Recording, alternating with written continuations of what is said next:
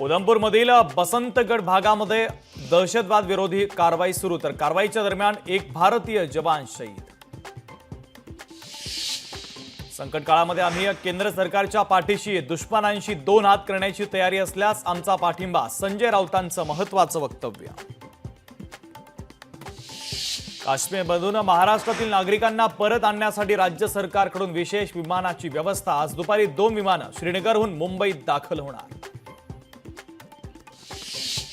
केंद्र सरकारने आज बोलावली सर्वपक्षीय बैठक। संरक्षण मंत्री राजनाथ सिंहांच्या नेतृत्वात बैठक। पहलगाम हल्ल्याच्या पार्श्वभूमीवर महत्त्वाची बैठक।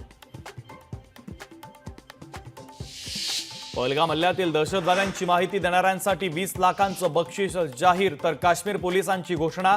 दहशतवाद्यांपैकी 2 जण पाकिस्तानी आणि 2 स्थानिक नागरिक असल्याची माहिती। गौतम गंभीरला जीवे मारण्याची धमकी। आयसिस काश्मीरकडून जीवे मारण्याची धमकी। पोलिसांकडून अधिकचा तपास सुरू। अमरावतीमधील 11 पर्यटक श्रीनगरहून कटारच्या दिशेने रवाना, तर श्रीनगरहून कटरच्या दिशेने खासगी वाहनाने रवाना। प्रशासनाकडून कुठलीच व्यवस्था झाली नसल्याचा पर्यटकांचा आरोप। पहलगाममधील हल्ल्याच्या निषेधार्थ आज डोंबिवली बंदची हाक। हल्ल्यात मृत्युमुखी पडलेल्या नागरिकांना श्रद्धांजली।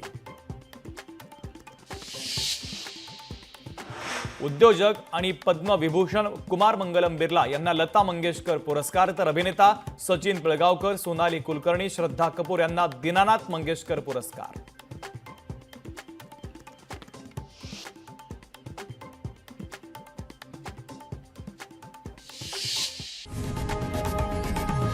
लोकशाही मराठी ऐका, पहा, जागरूक रहा।